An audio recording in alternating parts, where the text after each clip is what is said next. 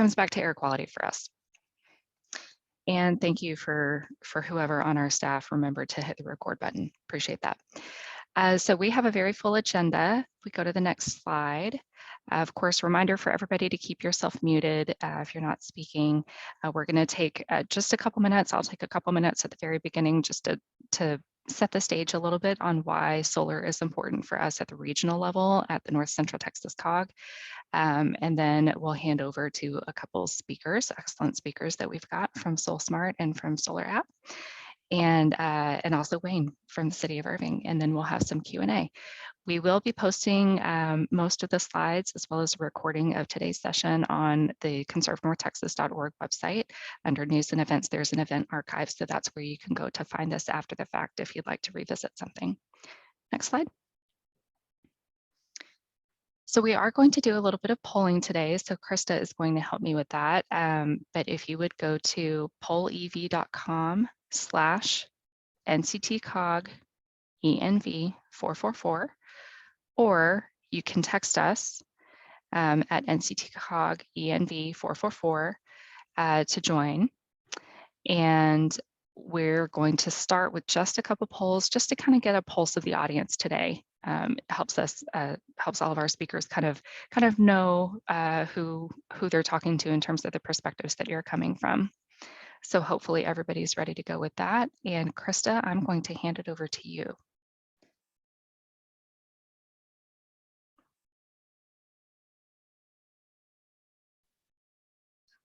Okay, yes, so if everyone could just log in to pollev.com/NCTCOG ENV444. You will be prompted to either enter your name, or you don't have to enter your name if you want your answers to be anonymous, and then you can see our polls we'll be using today. And you can also join us by text, by chat, by texting NCTCOG ENV444 to the number 22333. And I see a bunch of you have already joined and you are responding to our poll.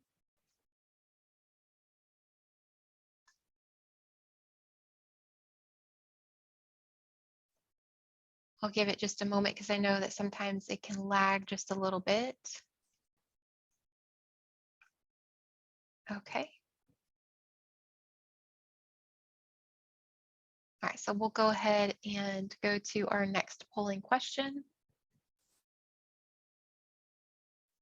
And our next polling question is, what barriers are you facing in pursuing a SolSmart designation?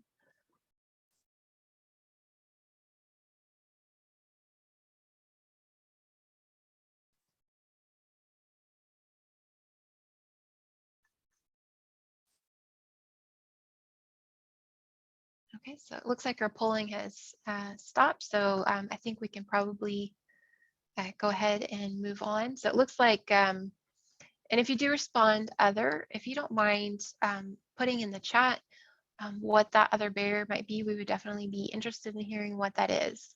But Lori, I could turn it back over to you. Great, thank you, Krista.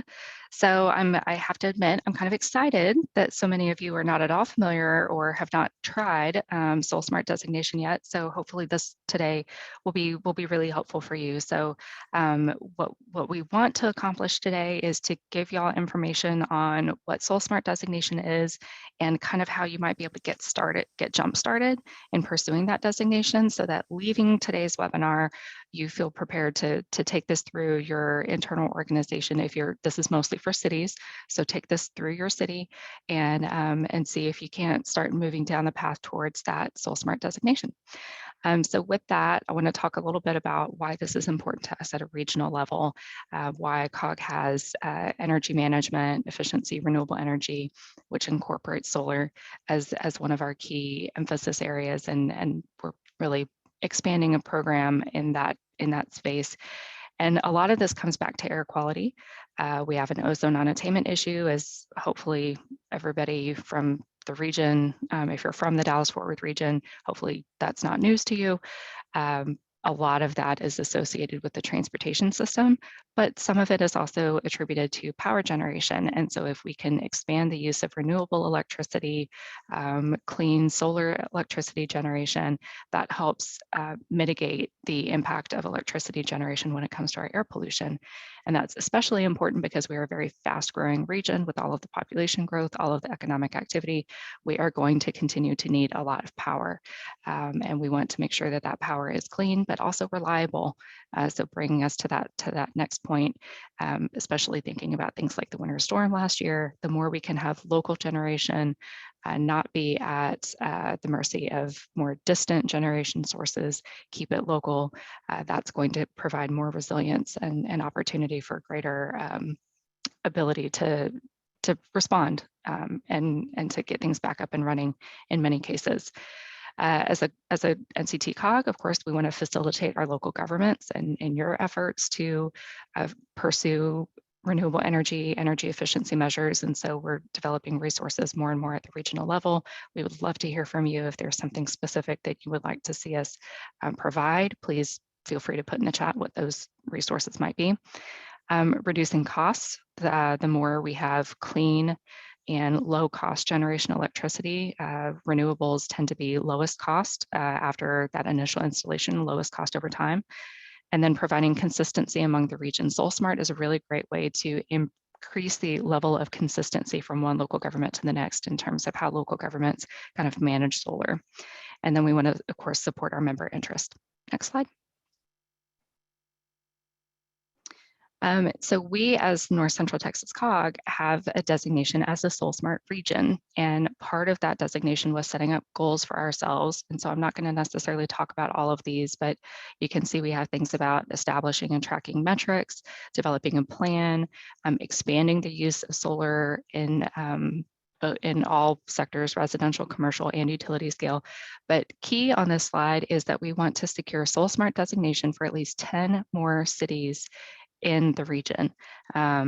You'll hear about how many cities are designated across the entire state. And this is a pretty aggressive goal for us, but we are confident we can get there. And I know a lot of cities are on the line today, so we're excited to have you with us. Next slide. So we do want to recognize the 6 cities that have already received SolSmart designation in our region: Cedar Hill, Corinth, Kennedale, Denton, Louisville, and Plano. Congratulations to all of you. So if you're not with one of these cities, these are the friends that you have that you can go and ask questions to and say, how did you accomplish this? How did you get this part through your permitting team? How did you get this through your inspection team? And hopefully leverage the experiences that your peers across the region have. And of course, we're happy to help make those connections. Next slide. So with that, I'm no further ado. I'm going to kick it over to David Golombeski, who's the program manager at the Interstate Renewable Energy Council and has a primary focus on the SolSmart program. So David, I'm going to hand it over to you. Yeah, thanks, Lori. That's great, background. It's great that NCTCOG has received designation for helping communities in the region with not just earning SolSmart, designation, but I know you have a great bunch of great resources on your website, a bunch of recorded trainings, information on streamlining the permitting process. So it's really great work that you all are doing on solar and many other sort of clean energy sustainability issues. So you'd go to the next slide. So just want to have this up quickly. SolSmart is a Department of Energy funded program. And so we have this obligatory acknowledgement and disclaimer form up at the top. You go to the next slide. I've been introduced, so we can go past this one.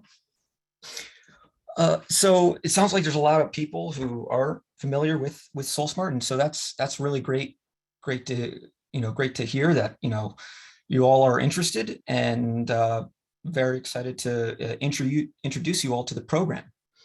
So Underlying the idea of SolSmart is that local governments have a tremendous influence over the prospects of solar energy due to their jurisdiction over land use within their area. And this is through permitting processes, inspection, planning, and zoning in particular.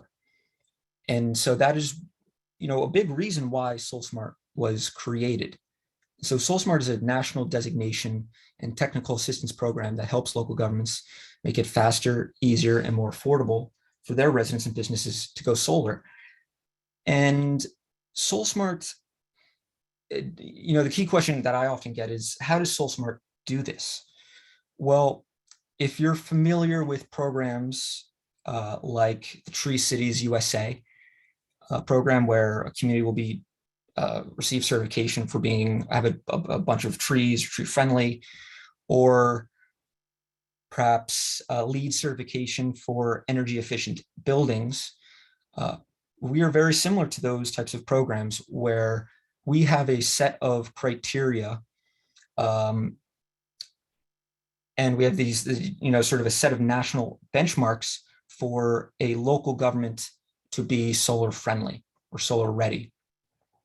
And this set of criteria as a whole is sort of like a roadmap for a local government to really advance solar locally, to become more solar ready.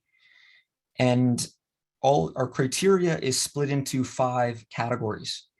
The first one would be permitting and inspection. The second would be planning and zoning. And those are the bedrock of a solar ready community, upon which I think everything else can be built. And we have 3 other categories. We have government operations, community engagement, and market development. And those are things that a local government can do that is really going above and beyond to foster a mature solar market locally and educate community members. So all in all, we have 75 unique actions across these 5 categories, and these range from 5 points to 20 points. Next slide, please.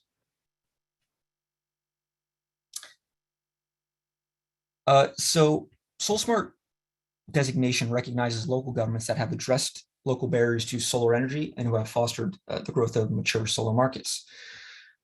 And since the program launched in 2016, we have designated over 400 cities, towns, and counties nationwide. And that's across 42 states, the District of Columbia, and the US Virgin Islands, signaling that they are open for solar business. And these communities range from, urban centers like New York City, San Francisco, say Austin, Texas, Orlando, to very rural counties in, Ohio or Minnesota. And it also ranges from communities that are really on the cutting edge of solar, like Orlando again, to those that are solar is brand new to them.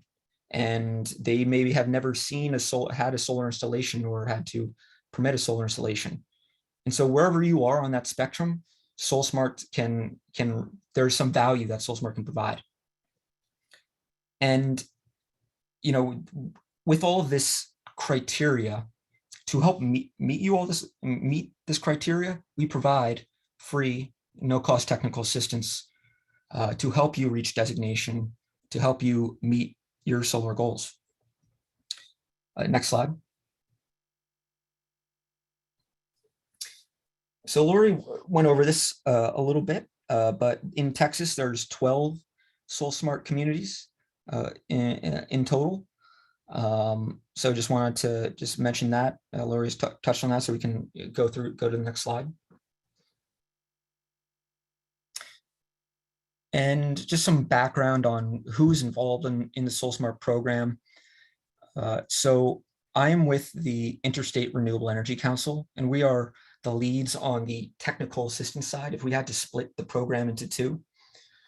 And so my organization, as well as all the ones under on the other side, on the technical assistance side, are the ones working with the local governments to help them meet these actions, take these actions.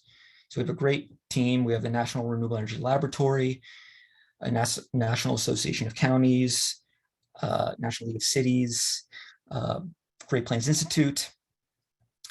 And on the other side, the designation side is led by the International City County Management Association. And how I describe them is they are essentially the third-party validators of a local government. If a local government wants to be designated at bronze, silver, or gold, ICMA is the ones who will validate whether you have met these actions. So let's say one of our actions is installing solar on a municipal building, for example. If you are claiming that you've done that, we need to validate that. And so ICMA will be the ones who will review documentation, look on if you have any documents to verify that you indeed have installed this solar on your municipal building. So that is they have a good team of folks as well. Okay, next slide. So if I had to boil down the objectives of SolSmart, really simply, I'd say it's these three. It's increasing transparency, increasing understanding, and reducing barriers. So the example that I provide here is posting a solar permitting checklist online. Now that is a foundational action for a SolSmart community. That is actually required for bronze, and I'll get into more detail about that a bit later. But the reason why we have that is that a lot of communities aren't very clear about what is required for a resident, for an installer to come in and for them to get a solar permit approval. Right? Is it a building permit? Is it an electrical permit? Do you want a site plan or electrical diagram? Right? It's not very clear to the customer. And so that can really raise costs for the solar installer. And then that is ultimately passed on to the resident. So for example, if it's not clear to the installer, they may have to call up the local government, and they have to get them on the building department on the phone and say, hey, we're trying to install solar on X residence building. What do you need? And they may have to this back and forth, and maybe that's through email. Maybe they have to go and travel to the building department office and get these all this information. And then it could also result in incomplete permit applications. So because it's not clear of what U.S. local government, of what you are asking, maybe it's incomplete. Maybe they don't provide the site plan, or maybe they don't provide all the complete information for the building permit. And so the local government has to deny the permit, send it back to the installer. They have to refill it out and resend it back, right? And that delays the entire process, and again, raises costs. So by having this maybe a one-page document outlining specifically what you're asking for as local government, really clarifies the whole process and streamlines it. So the next one I'd say is increasing understanding. And that is really important in the context of the rise and the proliferation of solar in the United States.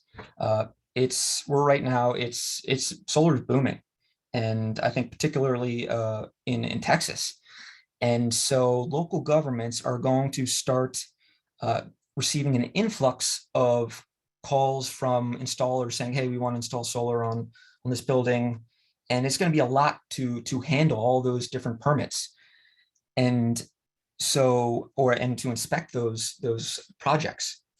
So we want to ensure that staff are well trained on how to conduct a permit review and how to inspect a solar installation to ensure that it's installed safely, to ensure that it meets all of the building code standards, all the local government code standards.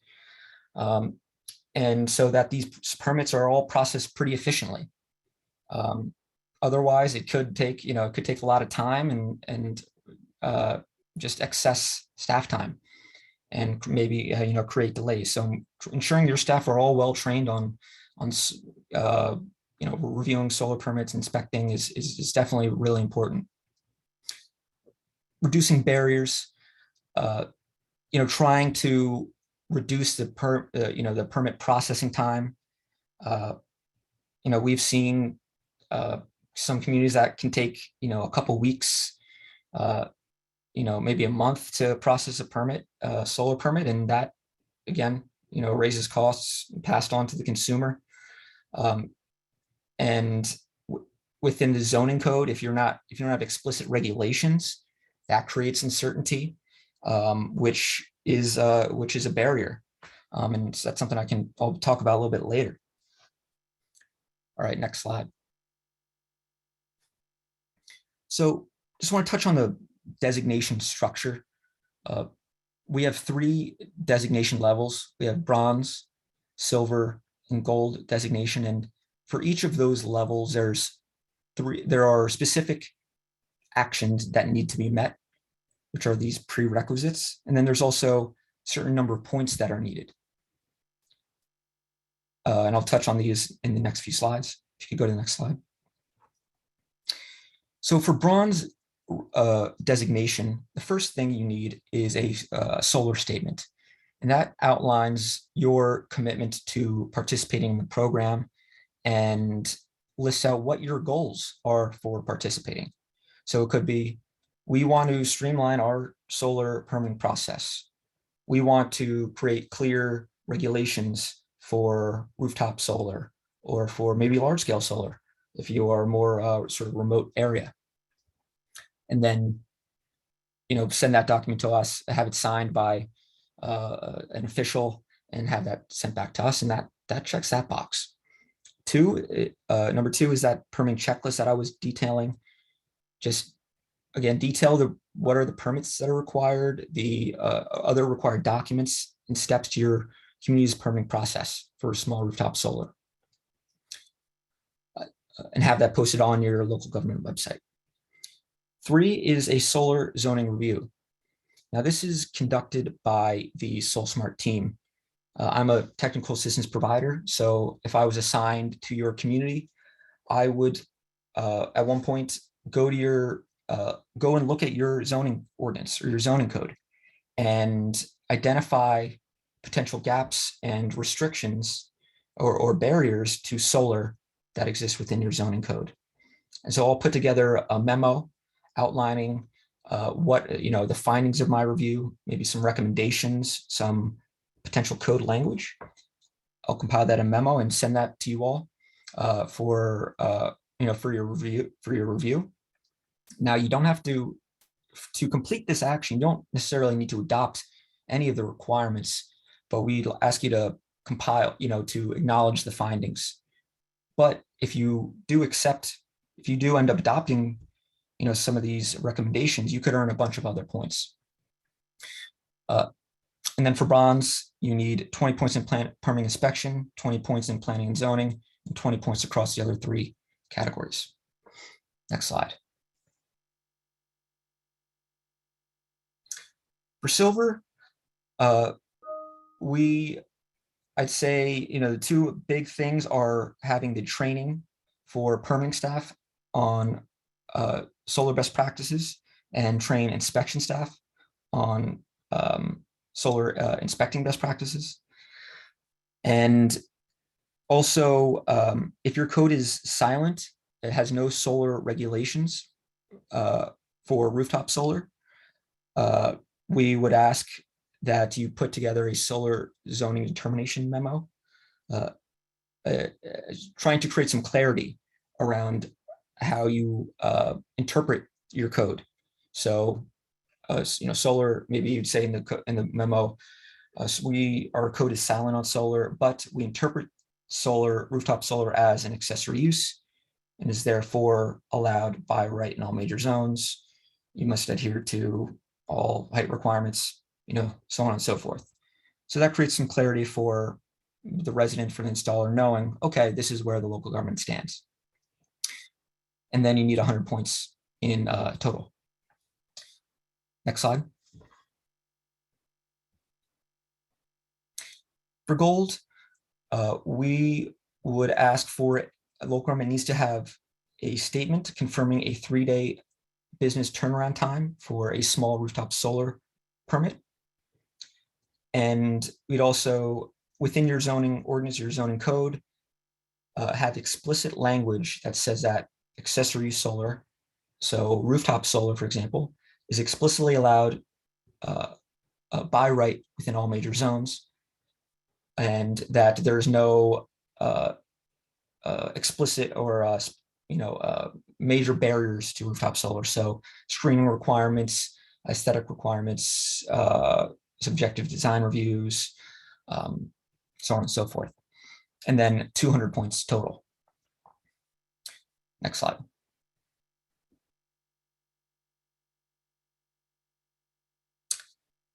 So you can just also go on this briefly. This is our 5 categories, and just gives you a little flavor of the examples of different actions within each category.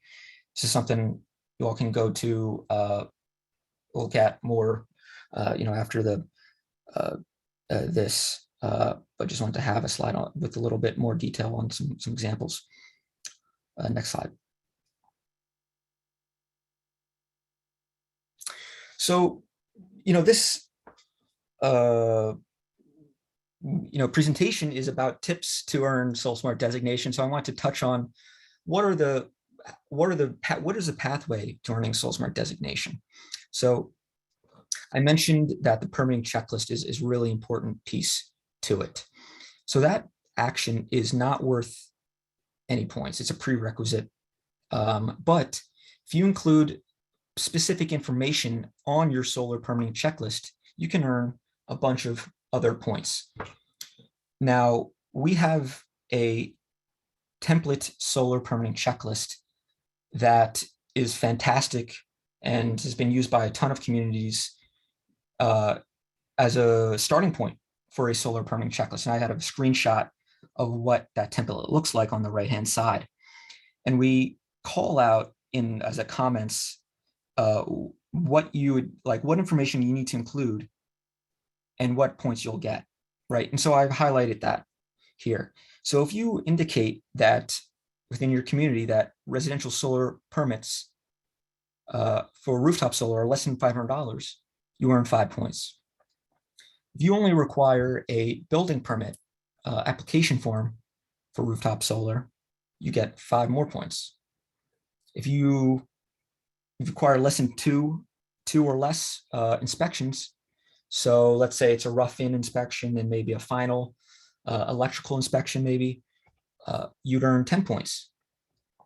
If inspection appointment times are provided in lieu of appointment windows for small rooftop solar, you can earn 10 points. And so there are other ways, many other ways you can earn points in the permitting inspection category, and that are indicated on this checklist. So I recommend you check that out. But just wanted to highlight a few of those. Next slide. Here's another template, really great template that we have, and that is for this action where we ask you to post a solar field inspection requirements or checklist online, detailing the inspection process and what inspectors will be reviewing. And this ensures that all the items in the inspection process have been adequately addressed by the installer before the inspector arrives on site. And this can really just highlight common mistakes that can be made by installer, and so the installer knows, okay, the inspector is definitely going to be checking these. I'm going to make sure everything is up to the standards. And we say in this template that, hey, if you have any specific, local requirements or maybe state requirements, you can add that if you like. Next slide. As I mentioned, for silver, there are trainings that are required to achieve that action, to achieve those actions. And we have some really awesome virtual modules that are available. And these are free. And so I've provided links here. So one is the Solar PV Field Inspection Basics series. And you just need a majority of your inspection staff to go through those trainings. And after they complete that, they will receive a certificate of completion. And particularly for the permitting training, you can get CEU credits, continuing education credits. So that can be useful for a lot of certifications that you as a permitting official may have. So that's an additional benefit. So definitely recommend using these modules. They're just a fantastic resource. Next slide. Earning planning and zoning points. So I mentioned the zoning review. That's something that I would do, a TA provider would do. But after we compile the findings of what exists within your zoning code, some recommendations, if you take that memo and you bring it to your planning commission or whatever relevant zoning body that you have, you present it to them, hey, this is what the SolSmart program found in their review. These are the gaps that we have, or these are maybe some barriers that we have. If you present it to that commission for discussion and you highlight that in some meeting minutes, that is 5 points. Now, following that meeting, if you have some planners or zoning experts draft some proposed language based on that dialogue that you had, based on this memo, and you put that in a Word doc with the local government letterhead, you can earn 5 points. So those are some low-hanging fruits in the planning zoning category. Next slide. And then there's definitely points that you can get by what language you have within your zoning code. So again, if you have rooftop solar is allowed by right or permitted within all major zones, that's 20 points. If you, within your comprehensive plan or your energy plan or climate action plan, you have specific solar PV goals or metrics or strategies, you can earn 10 points. And on the right-hand side, I provide a link to this is a pretty new model solar ordinance, which I definitely recommend folks checking that out. That has some great language that you can use as a starting point if you want to update your code and if you want to meet some and get some of these other points. Next slide. Now, earning points across the other 3 categories: government operations, community engagement, and market development. Now, some low-hanging fruit would be posting a solar landing page, specific page for solar on your local government website. Now that can be 10 points there, but just on its own, if you have some good information. But if you include specific information like links to solar PV consumer protection resources, that's 5 points. Let's see, links to residential and commercial PV financing options, incentives, that's 5 points. Links to a solar quote platform or resources about local installers, that's 5 points. And a lot of that is really we outline, how to do all this in our template solar landing page. And I provide a link there, so recommend you check that out. Next slide. Here's a couple other examples of where you can earn some points. If you host or support a Solarize or solar co-op campaign, and that is essentially a group purchasing program where you essentially someone goes to the installer and says, hey, we have a bunch of our residents that want to install solar. Let's say we have a group of 100. You go to the installer and you say, how big of a discount can you give us? We have all these, we have this big group I wanted to buy, right? How big of discount can you give us? And so that's really leverages economies of scale. And it's just a great way to get, really cheap for the resident to get some, pretty low cost solar, rooftop solar installed on their house. And just, yeah, some other good ways to earn, a couple other points that I've highlighted there. Next slide. So those are just all, all those previous slides, those are just, ways to earn a bunch of points. And your technical assistance provider will be with you every step of the way to help you meet these actions. We are happy to review any drafts that you put together to help you meet these actions.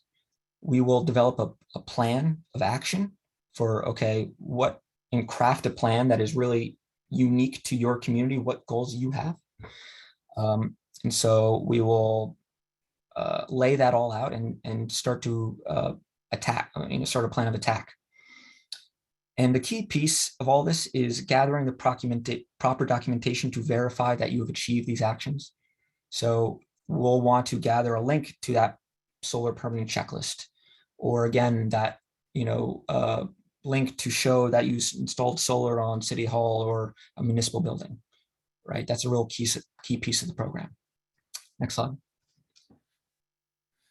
So just want to, wrapping up here, just want to talk about the review process, provide some insights on that. So once we feel comfortable that, say, okay, you wanted to go for bronze and you put together that permitting checklist, you've got the 20 points in the permitting inspection category, 20 points in the planning and zoning, 20 points across the other 3, right? We've met all of these thresholds. We package up all that documentation and we submit it to, for designation review.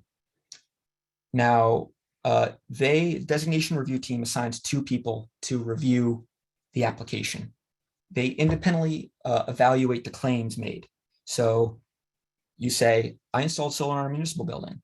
Each reviewer will go and review the documents and say, okay, did they install solar on City Hall?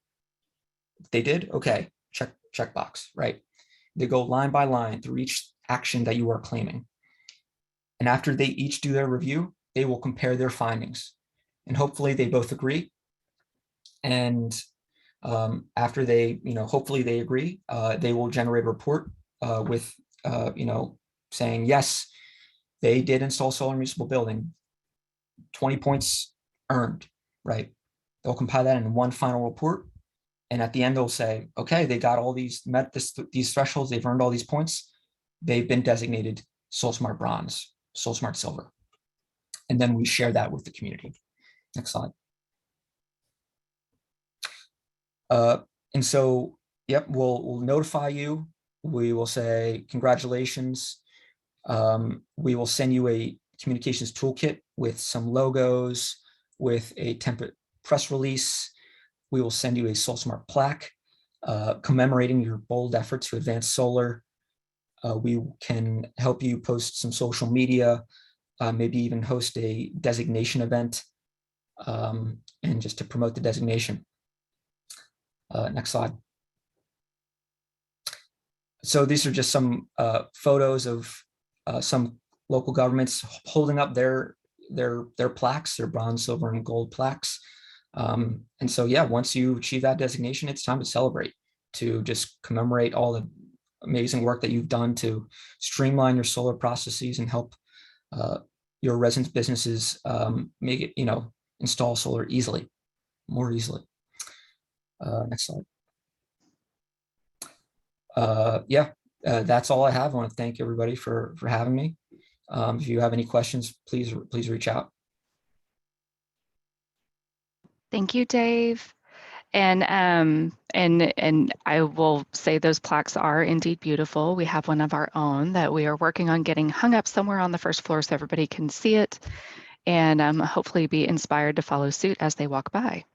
So thank you again for providing that overview. And I really want to reiterate to everybody how deep the technical assistance and the resources from SolSmart are, and the hand holding that is available and the templates that you can use as a jumping off point. So you can really start with some easy, really kind of actionable steps. And I failed to mention that at the beginning. One of the things that we love about SolSmart is that it is so actionable. It doesn't give you big, high conceptual fluffy, like evaluate ways to do XYZ. It says create a permit checklist, right? Like that is very clear cut, it is very actionable, and it's something that you can take and move through your channels internally, and then get this designation that again speaks to the industry and to your residents and to your businesses. We are open for business when it comes to solar, and we want to support the development of the solar market within our community. So thank you again, Dave. And I'm going to turn now to Steve. Go to the next slide. I want to introduce Steve Pope, who is the outreach manager, sorry, for the solar app permitting tool.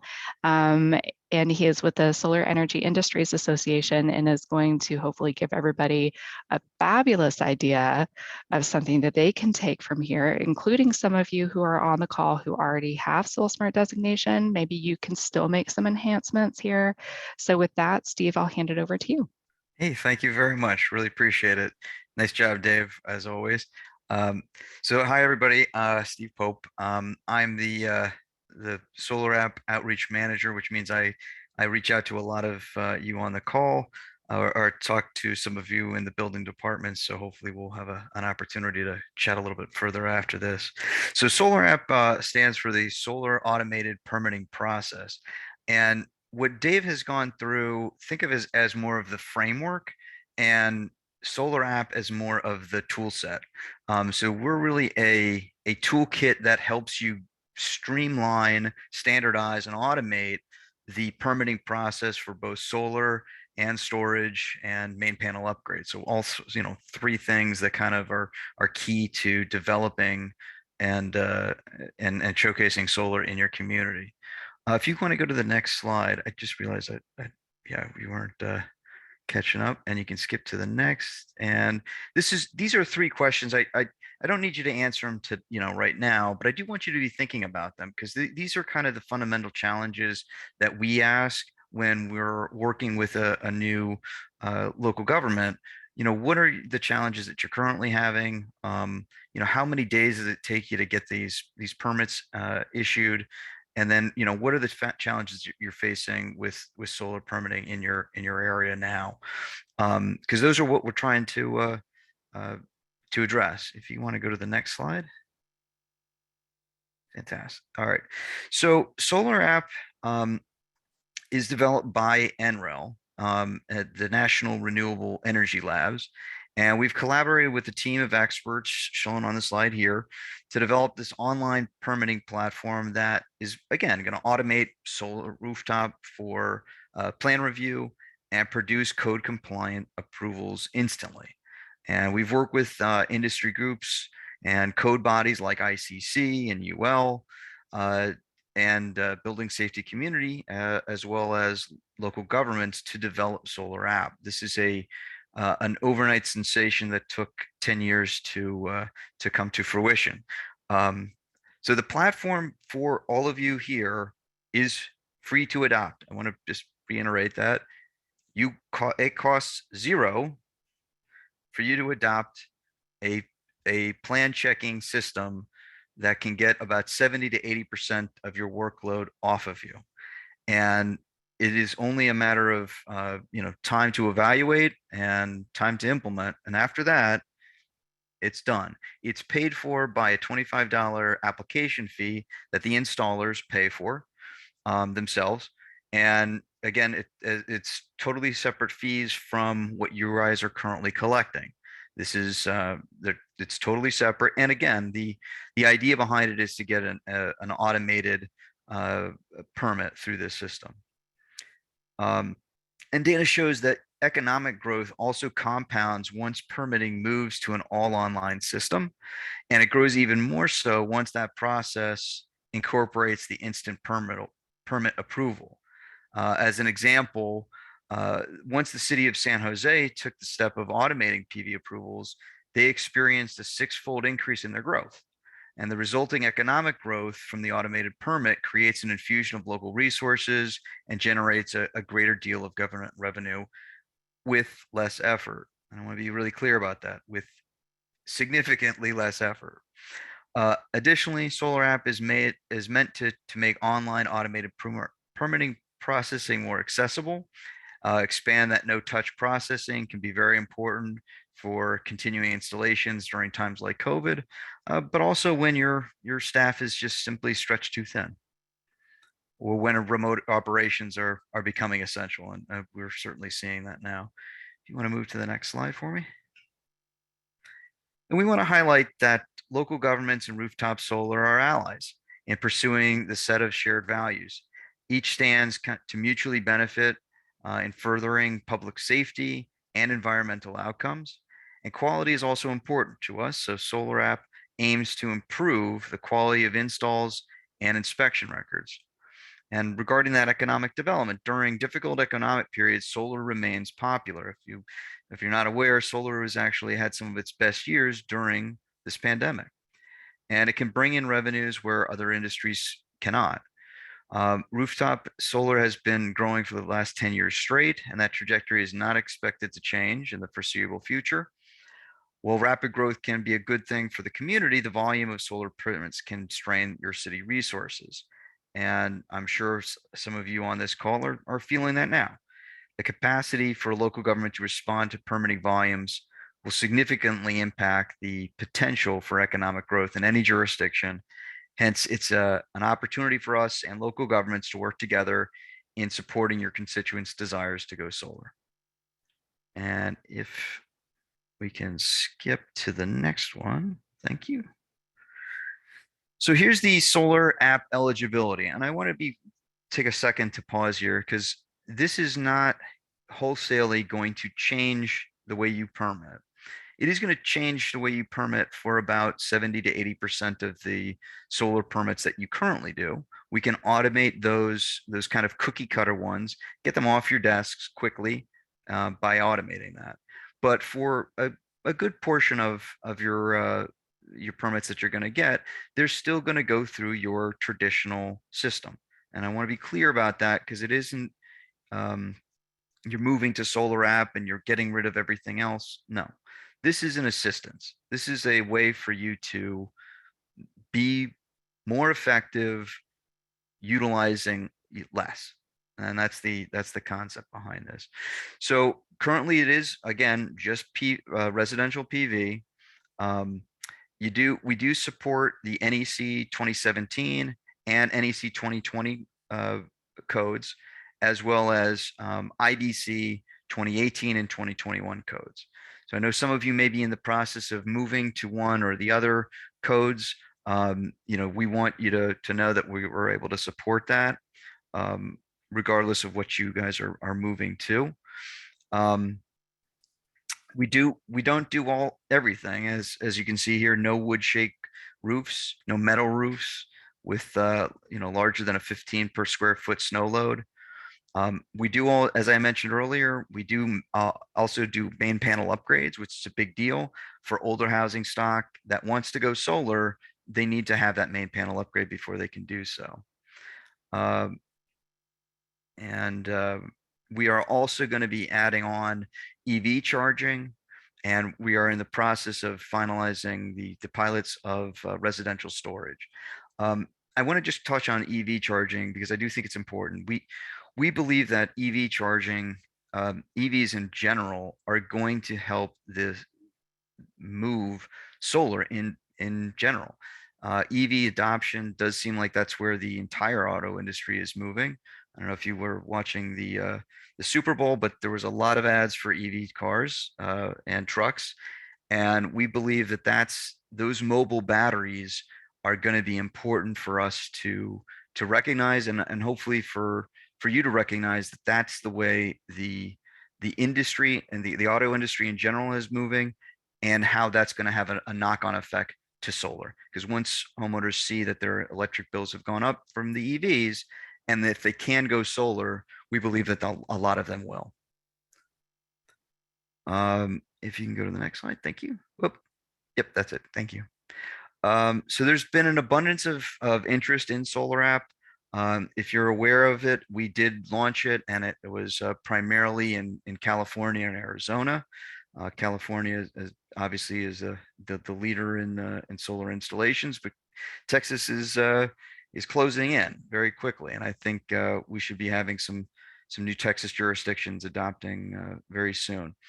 In addition to the 8 that we currently have, we have Menifee, California, Pleasant Hill, Simi Valley, California, Sonoma County, California, Stockton, San Ramon, California, as well as Tucson and Pima County, Arizona. We've got 3 newer jurisdictions that are in the pilot stages of Benicia, Beaumont, and Modesto, California. So it's important to recognize that it is growing, but in just about every state, I don't want to say every state, but just about, we've got interest from cities and towns across the nation that are interested in adopting it. Can you go to the next slide? So this is a little bit of personal experience of what what a local government has actually had in terms of like real life experience. Tucson was one of our first piloting case studies. And if you can see that they've got over 1,700 permits that have been issued to date. And what that equated to is over 1,700 hours of staff time that was saved in plan review. Think of Solar App as a plan review system that is going to automate that whole process, but make sure that the permit that's issued is still compliant, right? It's still checking for safety. It's still checking for all the things that a human would, but it's just doing so in a more of a programmatical way. What that equated to, by the way, is as you can see, it's over 11.5 megawatts of residential solar that's been installed locally, and that's an incredible feat. If you can go to the next one, great. And so we just had done a Solar App webinar the other day, and these were some of the results from our pilot statistics. As you can clearly read there, on the right-hand side, the paper process, or the older version of what they used to do, versus once they have adopted Solar App, is dramatic. Once an installer or a contractor fills out that form online on Solar App, they're able to get a permit issued either through Solar App itself or through your own local government software. And we can work with either of those two systems. But the idea behind it, again, is to get some clarity, some and really kind of some idea of how to make sure that the permit is done in a way that's compliant and in a way that's immediate. And as you can see here, we can go to the next one. Great. And so this is really kind of as I mentioned, this is kind of the flow. The installer submits the application with the design specs through Solar App. I want to also be clear, if there are particular local settings that need to be done, we can also make sure that those are in there as well. We recognize that Texas is different from Portland, Oregon versus Portland, Maine versus New Jersey. So we recognize that there are local laws that need to be addressed, and we can make sure that those are done and put in. So Solar App is going to check the application to ensure the system design is code compliant. And if it is, it's going to either issue a permit instantly, or it's going to issue an ID code, and that will allow you to enter that into your own well, for the installer to enter that into your own local government software. And we work with most of the big ones that are out there. And so if you can go to the next slide, I'll walk you through that. Great. And so this is kind of outlining those 2 different adoption methods. One is called the standalone method, which is if you don't have a GovTech software in place, or if you're in the process of potentially changing GovTech providers, and you want to just get going with Solar App because you need to relieve the pressure from your internal staff, we can certainly go that route, and it makes it very very easy to do, very simple. It's going to collect the permit fees via a Stripe account. It's going to, the Solar App stores that approval document, and then Solar App is going to issue that permit instantly and sending those outputs to the jurisdictions. Now, the other way to do this is integrated with an existing permitting software, which is pretty common as well. So if you have an Acela or an EnerGov or something to that effect, you're going to go through this other method where Solar App is approves the approval docs are uploaded to the jurisdictional software system. The jurisdiction system collects the permit fee, and then the jurisdiction issues the permit instantly. But all that is done to make sure that the entire process is easy, is streamlined, and is standardized. So for an installer that is used to doing this, it's a very, very simple process. We can move to the next one. And so these are the 4 steps of adopting Solar App. We really have to start at the integration portion, right? Is it going to be a standalone, or is it going to be the integrated model? You input your local settings. You make sure that all those wind and snow variables are put in, the right code years are done. Then you're going to be able to set up an instant permit workflow either through that system that you currently have, your permitting system, or through the standalone.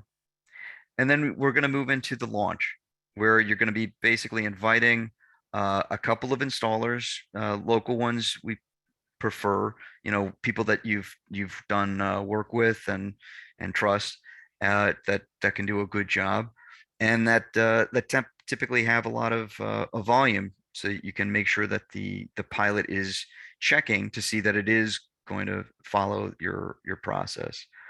And then we once that's complete and everything checks out, we open it up to the rest of the community. And it will be a big deal for everybody, and we want to make sure that you're hyping this up to the people that are in your area. And that's really, again, kind of the components of Solar App. And I want to just be clear, think of SolSmart as the framework, and Solar App as a tool set that can get you from bronze to silver, from silver to gold. It's a stepping stone that can be tremendously helpful. And even if you don't have SolSmart designation currently, you can adopt Solar App now and then move towards the SolSmart designation as well. So they can be done in tandem. They can be done separately. It just depends on how your particular local government works and what's most important for you, and how we can help. I should also mention, as Dave had said from the outset, technical assistance is free. Doesn't cost you anything. We're here to help. We are, it's not just Steve Pope that's walking you through all this. My team at NREL is fantastic. And I work with a coalition of partners. This is both industry people from Tesla and Sunrun and SunPower, as well as local governments, UL, ICC. And I should also mention, UL will be the long-term host when this turns over from NREL to them. So you can know it's a trusted partner that is well respected and is in it for the long term. So I'll open the floor up to any questions, because I went through a lot, but I know that can sometimes generate a lot more questions than I went through.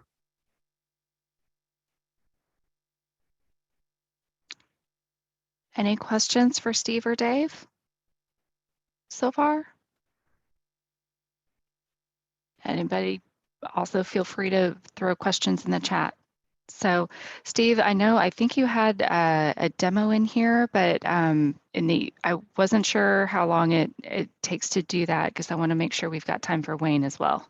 Yeah, no, I just wanted to go through the intro demo today. Okay. For the technical stuff, anybody can contact me and we can do a more of a one-on-one technical demo.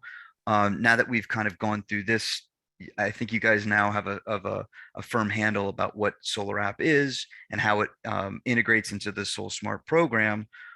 Now we can go into a little bit more of the details for it, if you're interested.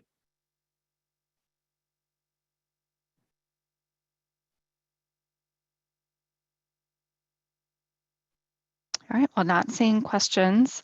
So Steve, am I understanding correctly? We'll move on to Wayne at this point. Yes. Yeah, I'm seeing some nods. So, okay. So my team may want to skip ahead a little bit.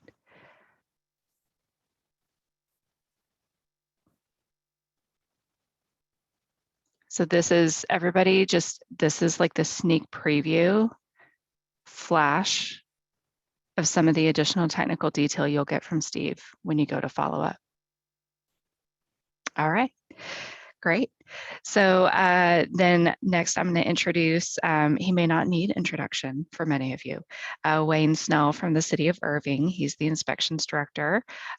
Previously was with some of our other local governments and has had he's been fabulous for us to work with and understand a little more from the city perspective on what the implications of some of the solar initiatives are that we've been working on. So we really appreciate your partnership, Wayne, and we're glad to have you here today. And he's going to talk a little about something that we just wrapped up here in the last couple months on solar ready construction.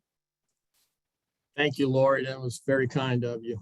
And Steve, I'll probably be reaching out to you because I'm definitely interested in that app for our city.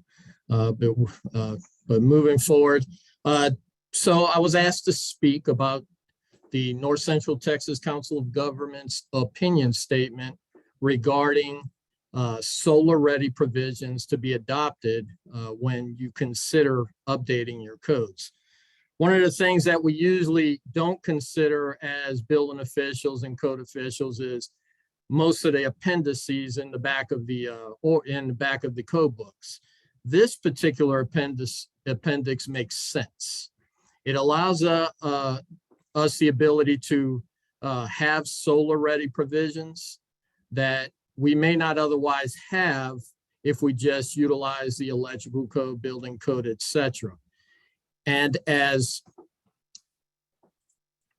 Dave previously mentioned, it is a great resource to have in your pocket when you go to get some form of SolSmart designation.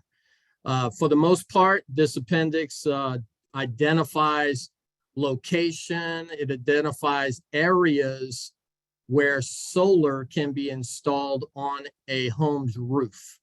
It doesn't have anything to do with adding any electrical or whatnot. It's all about being able to identify, if I build a new house, can a solar panel be installed on the roof to accommodate for some time in the future. Also, this provision is it's all about new construction. This in no way addresses anything that's pre-existing. So if you were to adopt it, it would be for new construction. Now, for some of us, like where I'm at here in Irving, we have few and far, we have few new homes, but we have new homes. So if we have this appendix adopted, all our new homes would have this solar ready area. And as we pursue, which we will at some point in the future, pursue solar ready our SolSmart designation, this is only going to help. I've heard many times the conversations, believe me, I understand everything that's done has costs associated with it. But this is a simple thing. In the cities that I have been involved with that have adopted this appendix, I have never heard anyone complain about extra costs. This is about identifying space. This is about identifying places where solar could be potentially installed on the house, and having avenues to easily get it installed in a house, but it does not make any statements about requirements for electrical, etc. So I just want to make that portion of it clear. I think it's a great opinion. As part of as I help with COG go through these things, I consider it a viable option, something to consider, and it definitely helps us in the event that we're looking for any designations such as SolSmart or what have you. And it also makes it easier for an installer. We don't have to ask them later on for any locations because we already know where it can be located. And it's very simple. I mean, when you adopt your codes, and everybody here at some point, whether it's a 3-year cycle, 6-year cycle, whatever cycle, it's definitely something to remember and be prepared to adopt whenever you get to that point. I think there's a few people on here that have it now. I won't point you out and put you on the spot, but if you get a chance to give your opinions on how much this actually costs, that's always something people ask. In my experience, I have not been told at any time that this added cost to a construction project. And it's a very simple, as you see here, it's just a paragraph. So I'm not going to keep going because I could, but I'm going to turn it back over to you, Lori. Thank you, Wayne. And I guess, Wayne, as y'all looked at the appendices, am I correct that y'all determined that the appendices were good as written? That there was not any thought that there were any sort of updates needed for our region? As far as the updates, I mean, there definitely was many conversations on the way they, certain groups would choose.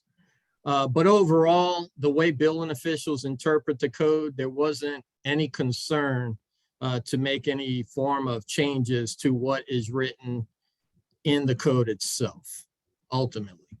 Because that's always a topic of contention is, hey, this is good for me, but not for you, etc. In this particular case, again, this is left to interpretation, and the way building officials interpret it, it did not pose any red flags, I guess would be the best way to put it. Great, thank you. So a copy of this is posted on the NCTCOG website for those of you who are with cities. If you may be familiar with where we have all of the codes information posted for the Regional Codes Coordinating Committee, there's a page for resources, and a copy of this Solar Ready opinion statement is there in that resources section. Any questions for any of our presenters? Wayne or Steve or Dave?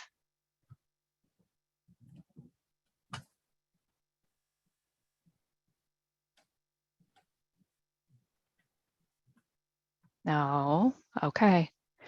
So, well, I'm going to put a couple people on the spot, perhaps, depending on who is still on the line. I know a couple people hopped off at the hour mark.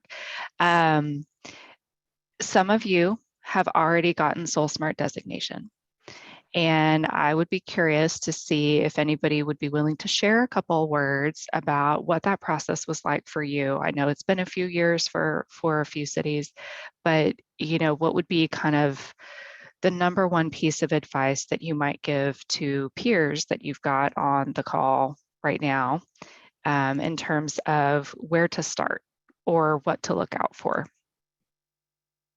And if nobody speaks up, I am going through the list because I've got a couple of you in mind.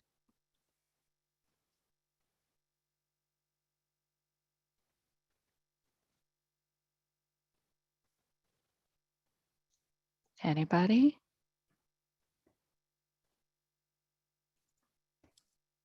I'm guessing you can volunteer them, Lori. So I will, Mindy or Cleve.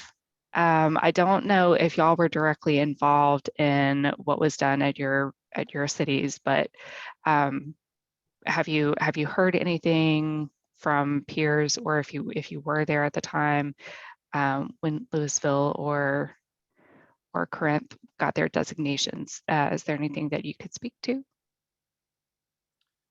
Well, can you hear me? This Cleve here. Barely. It's very quiet. If you could speak up a little bit more, that would be great. Probably my computer. So chiming in, relatively painless process. I think the painful part of the process, and I was part of the group with Wayne on the opinion letter, but the biggest obstacle is really the education component, getting builders to understand, you know, what you're after, what it means. I was fortunate in that the community of Corinth is very into any kind of energy saving component. The solar program, we just entered into an agreement with a company called, and again, it's new to me, but it's, oh, it escapes my mind, and that happens when you get close to retirement. Anyway, it's a solar co-op. You talked about it earlier. We signed an agreement with the solar co-op. It's a 5-year agreement where we get residents to sign up, and they go out and find the best product and the best price.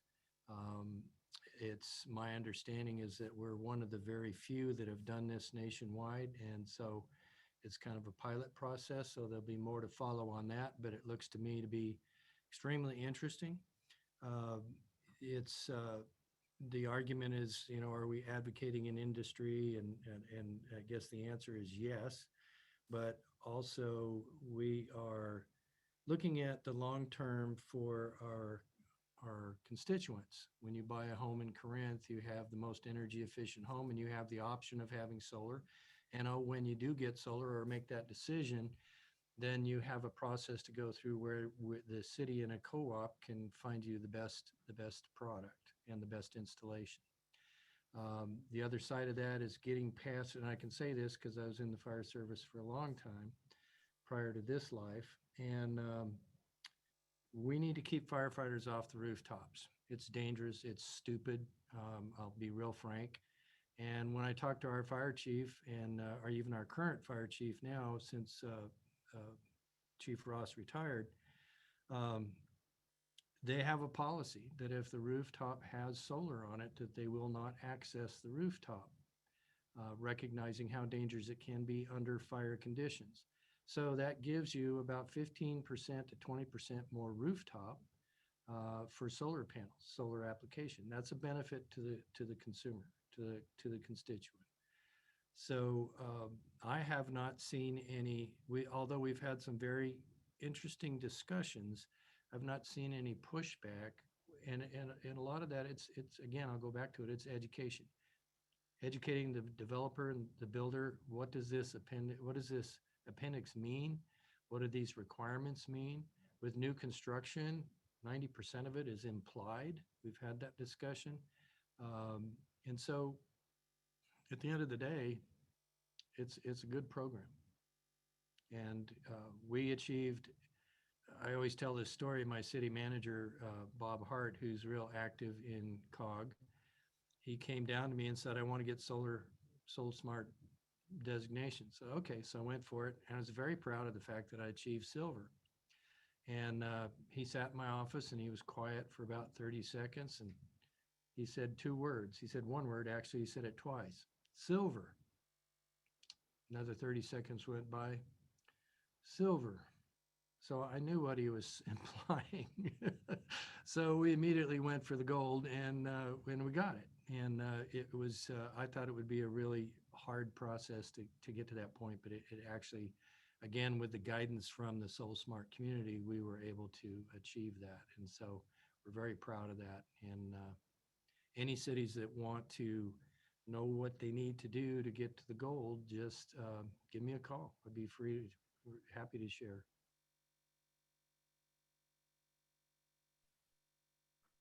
And that's it. Thank you, Cleve. That was great.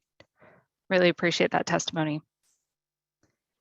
So if we go to the next slide, and we'll wrap up here in the next few minutes. So this is Wayne really already covered this, so we can go on to the next one.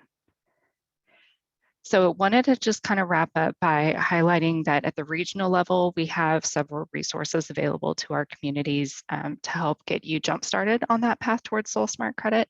I will caveat though that we've had some of these regional specific resources in place for a few years. So using some of the templates that are available from SolSmart directly may be a better starting point. So I would encourage everybody to take a, maybe pull the resource that we have from NCTCOG, pull the one from SolSmart, kind of do a comparison and go from there. But there's those 5 categories in which you can get points that Dave talked about. And in permitting and inspection, we do have a sample permit checklist that was developed through collaboration with several of the cities in this region a couple years ago. And we did some training sessions that we recorded back in 2017 as part of getting some of our cities SolSmart designation. And I believe that training, Dave, has to be done within the past 5 years. Yes, that's right. So we're getting close, but those recordings were within the past 5 years. And so those recordings could be a way that you could maybe knock out a little bit of training, consult with Dave and the SolSmart team to make sure that that would count. But I wanted to flag that those are available, and we have a session on permitting, inspection, and zoning. We also have a session on fire and safety. And then in the planning and zoning area, we did develop a few years ago some model ordinance guidelines for municipalities. So the language is not very prescriptive. It gives you several options depending on kind of where you want to be on the spectrum between being more restrictive, less restrictive, or fairly permissive. Of course, for SolSmart purposes, you probably want to be on that more permissive end of the spectrum, but there's some ordinance language there, again, developed kind of in consultation with others in our region. And then that Solar Ready opinion statement that Wayne just spoke to, and again, that recorded training session. And so the website for those sessions, I will pop into the chat here right now. It's just gosolartexas.org. So it's an easy URL, but that way you can just click on the link and then you go to the resources menu option, and there's an option for best management practices. That's where all the documents are posted. And then there's a separate menu drop down for training. Next slide. And then in the other 3 categories, in government operations, we have some cost benefit analysis pro formas that were developed under contract for us and contract to SECO, State Energy Conservation Office, that are specific to solar on underutilized land that are out there. So local governments that have some of that property that falls into those categories of underutilized land, things like landfills, especially, this could be a good resource for you to do some of the feasibility analysis. And then all public sector entities are entitled to get free preliminary energy assessments or free technical assistance from the State Energy Conservation Office. We always want to make sure that everybody remembers that that is a resource available to you. They have, SECO has engineering firms on basically on retainer ready to provide that assistance. There's just a quick little form that you fill it to basically submit your request to get that assistance. And you could request that they do a feasibility analysis for solar on some of your facilities. And those are things that can get you points and help you kind of follow through on those next steps. And then SECO has that Lone Star funding that can help finance whatever improvements are identified once you complete that feasibility analysis. And there, of course, is bipartisan infrastructure law funding coming. We all know the words, the infrastructure bill, right, by now. So gobs of money. Then under community engagement, really easy to get those points that Dave was talking about by linking to other resources. So we have our Go Solar Texas website. There are pages on that site that are specific to consumers or to businesses. So that could be a way that you could easily link to something that is really low-hanging fruit. Encore, if you're in the deregulated part of the region, in terms of the electricity market, they have incentives still through their Take a Load Off Texas program that you may want to look at linking to. Other utilities in the region may have incentives as well. It's just, most of our region is in that deregulated territory. And then there is a local solar tour every fall hosted through the North Texas Renewable Energy Group, NTREG. And so that's an opportunity for you to team up with that nonprofit and perhaps make sure that there's a site within your city that is on that solar tour so that people in your community have a chance to go and see a solar installation, talk about how that works with the homeowner or the property owner. And then in the market development category, PACE adoption. So I know we've got a representative from PACE on the call right now from one of the PACE authorities, but there are more and more PACE programs being adopted around the region right now. So if you don't know if your city has PACE yet, maybe that's somebody else in your jurisdiction, it's not something that you're familiar with, feel free to contact us at NCTCOG and we can let you know. We are also evaluating a regional program, which would then have the potential to encompass everybody. Next slide. So as y'all leave today, what we really want everybody to do is really dwell on this information. Let it keep you up at night so that you are motivated tomorrow to share it with your colleagues in the offices down the hall, and really bring in all of the departments that you need to bring in to start talking about what can we do about our permitting, our zoning, take advantage of what Steve's got and offload a lot of the work, right? I mean, we're all very constrained on staff time and resources right now. There's so much work coming at everybody. So if there's a way to help simplify and leverage a tool, that's something that hopefully everybody finds value in. And then review those other best management practice resources that we've got and pursue that designation. Take advantage of the free technical assistance that's available from Dave's group. And with that, I think if we go to the next slide, we have a few polling questions to end. Thank you, Jonathan. U.S. Green Building Council, he put in the chat, is hosting a Making Solar Plus Storage Work in Texas session. So he put the link to that event there. So if everybody would please give us a rating. How did you feel about today's content? I'm not going to tease the next question, so I will just leave you there. And I'm also going to put something in the chat, especially for those of you who are already SolSmart designated, that there was an announcement today that Department of Energy has launched new awards for solar communication about communicating and raising awareness of solar within your community. So check that out. There's different categories to apply for recognition. We love to see our cities get recognized. So if we're done, Krista, do you think we're done with that polling? Should we move on to the next one? Yes, we can move on to the next one. Okay.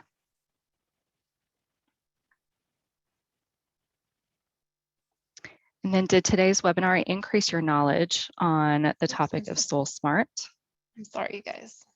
Oh. It's going backwards.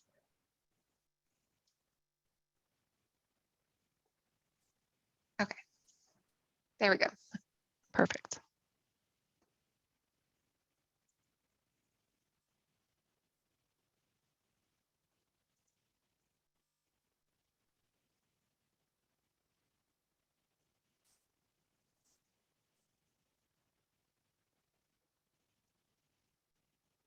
That's good to see. Hopefully everybody learned something today. And I think our last question may actually just be copied from the beginning. Oh, yes, somehow that got a little bit. That's okay. It's a good question. We like the question. So most people hadn't tried SolSmart designation. Hopefully, if we were to survey you again in 6 months, that will be different. And hopefully we need to put a different answer choice, which is we've achieved designation. So. I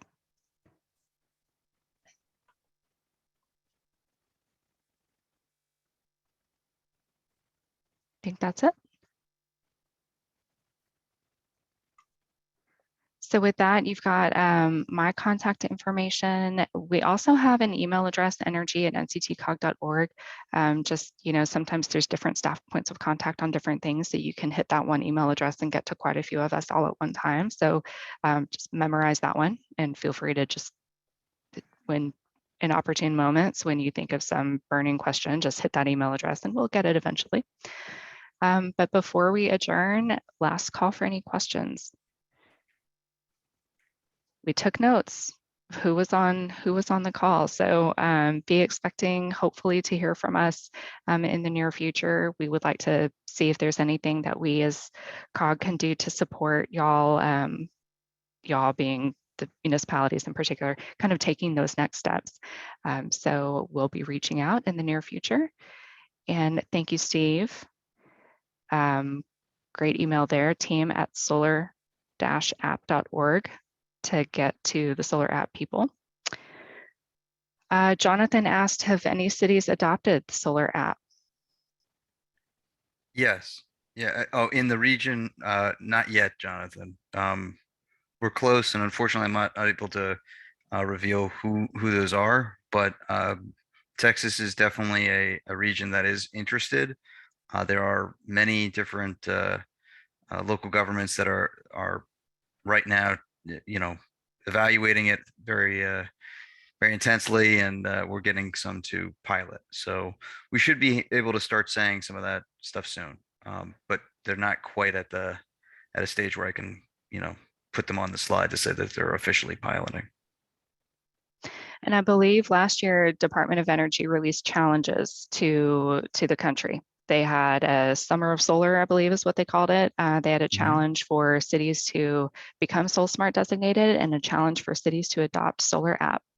So I'm not sure exactly if they made the targets on those challenges, but we could put in a really good showing from North Texas, I think, even if we're a little bit late. So Yeah, I've got a good feeling. Texas is right now, I think, leading the nation in renewable energy, and I think that's just I was thrilled to get the opportunity to speak to such a nice group of people, a nice variety of them, and hopefully that some people will be able to start adopting both SolSmart and Solar App.